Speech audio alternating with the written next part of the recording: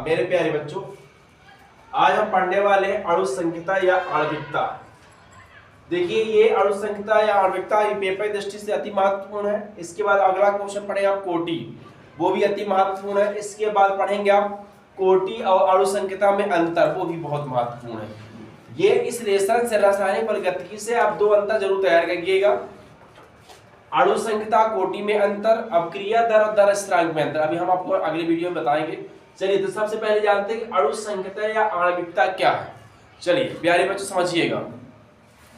तो क्या कहता है, किसी अपक्रिया को संपन्न कराने के लिए, क्या कराने के लिए, किसी अपक्रिया को संपन्न कराने के लिए जितने अभिकारक अणु भाग लेते हैं प्यारे बच्चों, उसको कहते हैं अणु संहिता। क्या कहते हैं प्यारे बच्चों, अणु संहिता। किसी अपक्रिया को क्या कराने के लिए, संपन्न कराने के लिए जितने अभिकारक अणु भाग लेते हैं उसे हम क्या कहते हैं, अणु संहिता। चलिए समझिएगा क्या बताइए प्यारे बच्चों, किसी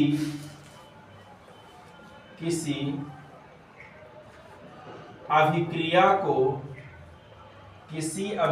को संपन्न कराने के लिए, किसी अपक्रिया को संपन्न कराने के लिए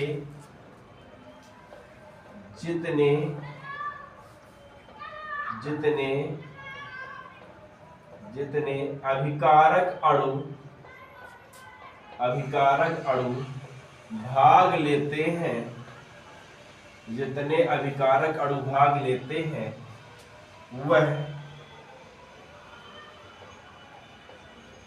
वह क्रिया अणु संहिता कहलाती है। बात समझ में आ रही प्यारे बच्चों? क्या पाएंगे, किसी अपक्रिया को संपन्न कराने के लिए जितने अभिकारक अणु भाग लेते हैं वह अपक्रिया क्या कहलाती है, अणु संहिता। चलिए, तो उदाहरण से आप समझ लीजिएगा। जैसे हम बात करें NO plus O2, NO plus O2 क्रिया कराएंगे तो क्या बन जाएगा, NO2।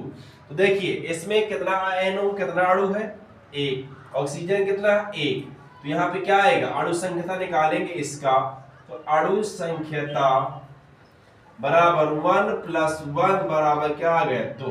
तो अणु संख्यता बराबर कितना आ गया प्यारे बच्चों, 2 आ गया। नेक्स्ट एग्जांपल इस तरह से हम से लेते हैं।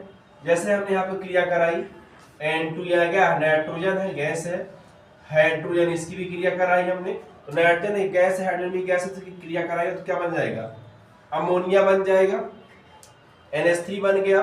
देखा विषय में आपका संतुलित तो नहीं है। नाइट्रोजन संख्या यहाँ पे कितनी है, 2, यहाँ पे कितनी है, 1। यहाँ पे हम क्या लगा देंगे, 2 लगा देंगे। कितने हो गए, 2 हो गए। यहाँ पे कितने हो गए, 2। हाइड्रोजन भी संतुलित नहीं, हाइड्रोजन कितना हो गया, 3 दूनी 6। यहाँ पे क्या लगाना पड़ेगा, 3।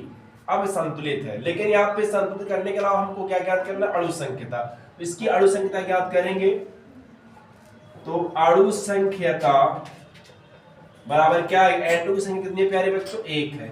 हाइड्रोजन कितनी संख्या हो गई, 3। तो 1 + 3 बराबर कितना आ गया, 4। तो यहाँ पे अणु संख्यता बराबर प्यारे बच्चों क्या आ गया, 4 आ गया।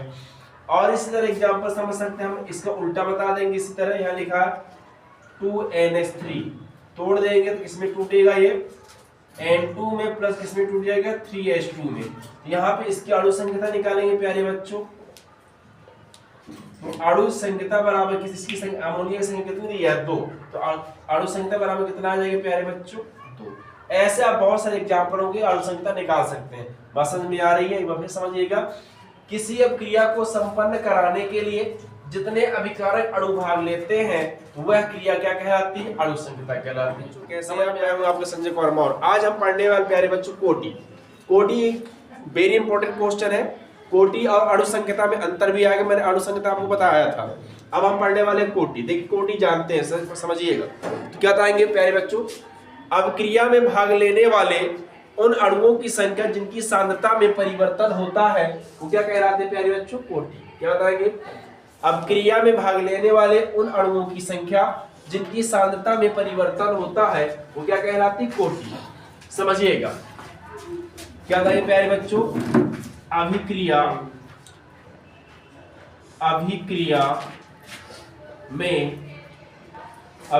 में भाग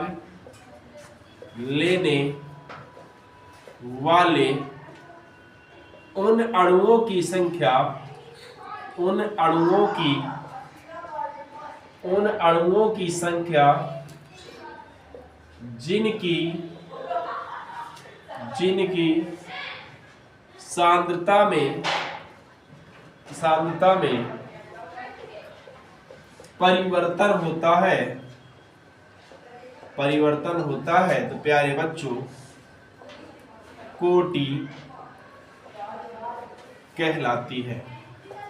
बात समझ आई प्यारे बच्चों? क्या था हमें?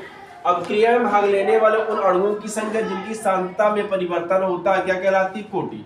एक चीज ध्यान दीजिएगा, कोटि। यदि हम कोटि निकालते हैं, कोई उत्प्रेरक दिया है या सूर्य के प्रकाश की उपस्थिति में, तो कोटि हमारी क्या आती? शून्य आती। और यदि जल के लिए निकालते हैं तो जल के लिए भी कोटि हमारी क्या आती? शून्य आती। ध्यान रखिए। चलिए कुछ एग्जांपल से समझते हैं प्यारे बच्चों। जैसे हमने क्रिया कराई hydrogen plus chlorine gas, hydrogen gas और क्लोरीन गैस की क्रिया कराई, किसकी उपस्थिति में कराई? सूर्य के प्रकाश की उपस्थिति में। ये सूर्य के प्रकाश का चिन्ह है। देखिए अब आपको पता है हाइड्रोजन में प्लस होता है, Cl में क्या होता है? माइनस। क्या बन गया प्यारे बच्चों? HCl। लेकिन अभी आपका समीकरण संतुलित नहीं है। यहाँ पे हाइड्रोजन संख्या कितनी है? 2। यहाँ पे कितनी है? 1। हम क्या लगा देंगे? 2। चेक कर लीजिए हाइड्रोजन संख्या कितनी हो गई? 2। यहाँ भी 2। Cl की संख्या कितनी है? 2। यहाँ भी कितनी है? 2। कोई डाउट है क्या? अब इसकी हम क्या निकाले? कोटि। तो अब पता आप क्रियाधार समीकरण सब जानते हैं, dx/dt बराबर क्या होता है? K। अब इसके लिए निकालेंगे तो कोटि के लिए क्या आ जाएगा? यहाँ पे H2 संख्या कितनी है प्यारे बच्चों? 1। अब उत्प्रेरक का क्या आ जाएगा? 0। इसी तरह Cl2 यहाँ 1 गुणे आएगा 0। यहाँ पे कोटि बराबर क्या आएगी प्यारे बच्चों? 0। दूसरा एग्जांपल समझ लीजिए आप। दूसरा एग्जांपल हम लीजिए, हाइड्रोजन लिया प्लस आयोडीन गैस लिया और क्रिया कराई तो आपको पता है हाइड्रोजन पे क्या होता है? प्लस आयो में क्या? आयोडीन में क्या होता है? माइनस। क्योंकि हाइड्रोजन समूह है तो क्या बन जाएगा? HI बन जाएगा। अब इस समीकरण आपका क्या संतुलित है? नहीं है। हाइड्रोजन संख्या यहाँ पे कितनी है? 2। यहाँ पे 1 क्या लगा देंगे? 2 लगा देंगे। अब चेक करिए हाइड्रोजन कितना हो गया? 2 होगा। आयोडीन कितना होगा? 2 हो गया। अब इसके हम क्या निकालेंगे? कोटि निकालेंगे। देखिए कोटि का आपको पता, आपकी क्या था समीकरण? dx/dt बराबर K। देखिए प्यारे बच्चों क्या आ जाएगा? H2।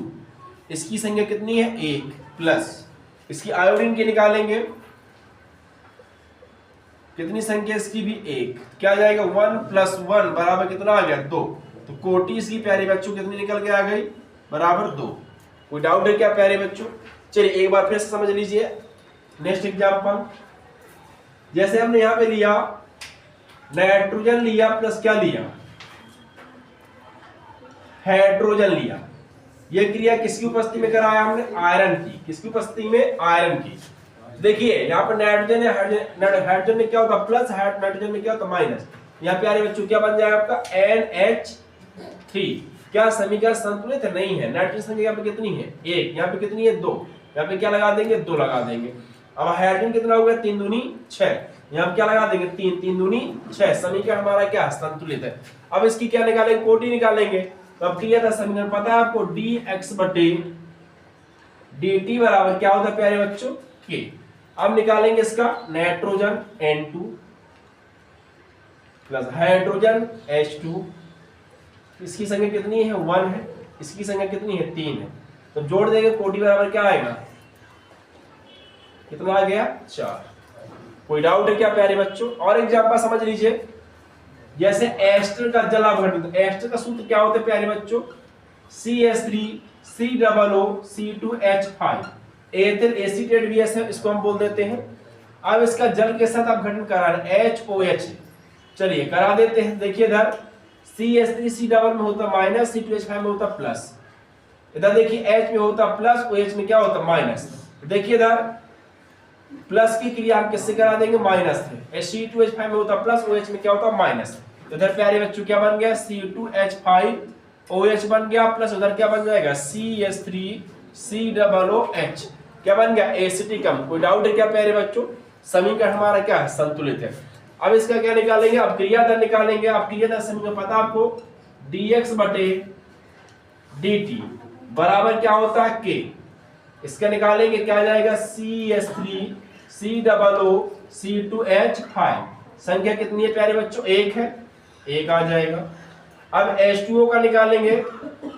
H2 के लिए हम बताए क्या होता है, शून्य होता है, तो क्या आ जाएगा यहाँ पे 1 + 0 बराबर क्या आएगा 1। तो कोटि बराबर कितना निकल के आ गया प्यारे बच्चों 1। इस अपक्रिया को हम क्या बोलते हैं, छद्म या प्रथम कोटि या आभासी अपक्रिया भी बोलते हैं। समझ में आ गया प्यारे बच्चों? अगर आपको ये वीडियो समझ में आई है तो प्लीज चैनल को सब्सक्राइब, लाइक और शेयर कीजिए। धन्यवाद।